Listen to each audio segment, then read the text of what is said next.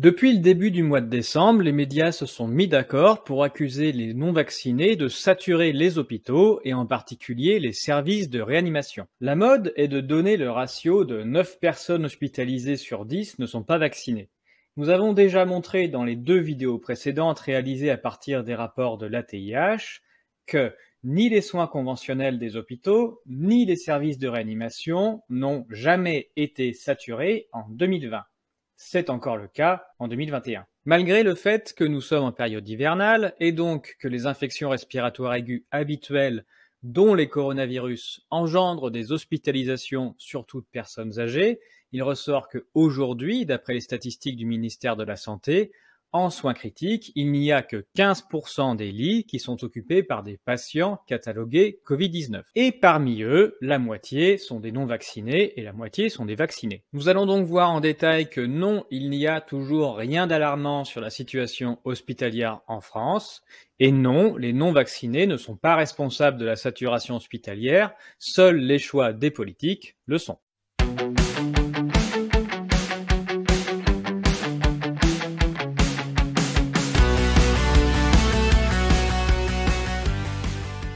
Nous en avons déjà fait la démonstration dans les deux vidéos précédentes grâce au rapport de l'ATIH et à celui de la Cour des comptes. Jamais pendant l'année 2020, l'hôpital français n'a été saturé à cause de la Covid-19.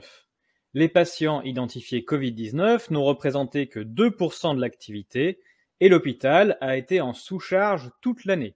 Un très faible 2%, alors que les déclarations Covid-19 l'ont été avec beaucoup de largesse pour des questions de facturation.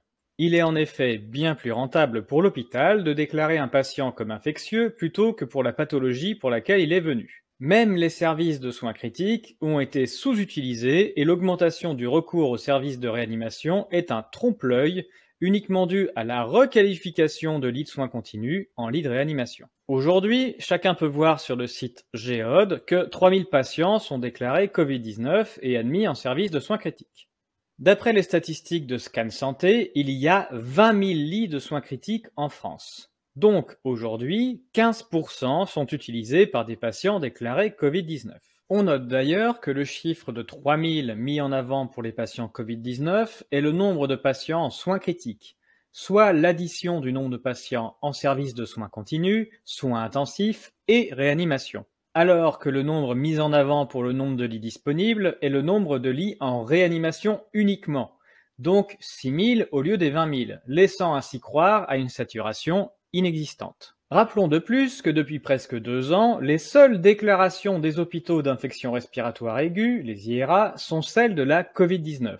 Toutes les autres causes déclarées ont disparu, et notamment les fameuses grippes. Il est donc tout à fait normal quand arrive l'hiver d'avoir des patients âgés arrivant à l'hôpital et souffrant d'infections respiratoires aiguës. Et cela ne s'arrêtera pas avec des piqûres préventives. Il n'est donc absolument pas crédible de faire croire à une situation exceptionnelle avec des statistiques aussi basses. La propagande actuelle n'a pas d'autre enjeu que d'imposer des injections régulières et répétées à toute la population, quelle que soit la situation sanitaire. Il n'y a pas le moindre lien entre les deux. Le ministère de la Santé choisit donc habilement ses indicateurs pour continuer à faire peur sur un non-sujet et en ciblant en priorité les non-vaccinés plutôt que de parler des moyens réellement nécessaires à l'hôpital pour son bon fonctionnement.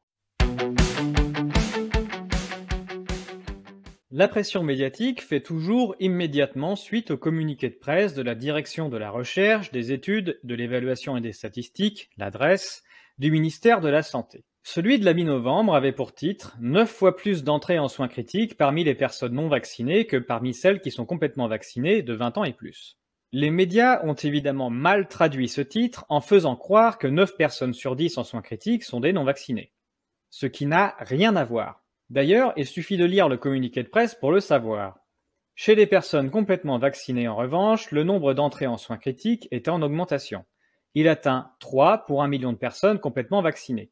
Cette population représente 42% des personnes admises en soins critiques et 48% des personnes admises en hospitalisation conventionnelle, alors qu'elle représente 86% de la population des 20 ans ou plus. Il y a donc, au mois d'octobre, presque autant de non-vaccinés que de vaccinés en soins critiques, et pas du tout un ratio de 9 sur 10. La répartition en soins critiques d'octobre, de 42 non vaccinés pour 58 vaccinés, a tendance à se rapprocher de 50-50 depuis novembre au regard des données de l'adresse sur les entrées dans ces services. La tendance depuis un mois est de 46 vaccinés pour 54 non vaccinés. Le ratio de l'adresse de 9 sur 10 est donc un pur calcul théorique découlant de la part estimée du nombre de personnes vaccinées en France. D'après l'adresse, il y aurait 86% de vaccinés chez les 20 ans ou plus. Ainsi, l'adresse utilise le fameux produit en croix. Elle suppose que si les ratios de soins critiques dans la population par statut vaccinal étaient conservés et qu'il y avait autant de non-vaccinés que de vaccinés dans la population, alors il y aurait 9 non-vaccinés sur 10 en soins critiques. Ce ratio ne reflète donc en rien la réalité observée en service de soins critiques. C'est un pur calcul théorique. Rappelons donc qu'en soins critiques, actuellement, il y a 15% des lits qui sont utilisés par des patients Covid. Ajoutons que nous avons appris, grâce au rapport de l'ATIH sur la Covid-19, qu'environ 20% des patients déclarés Covid-19 sont en fait venus à l'hôpital pour une raison complètement différente, mais dont la codification Covid-19 permet à l'hôpital une facturation bien plus intéressante. Nous pouvons alors schématiser la répartition actuelle en services de soins critiques. Pour 100 lits disponibles, nous avons 15 patients identifiés Covid-19. 3 ne sont pas venus à l'hôpital pour cette raison, 6 sont venus pour cela et sont vaccinés, et 6 sont venus pour cela et sont non vaccinés. Les patients Covid-19 non vaccinés venus pour Covid-19 représentent environ 6% des lits en soins critiques à l'hôpital. La conclusion est donc simple. Non, les non vaccinés ne sont en aucun cas responsables d'une quelconque saturation hospitalière.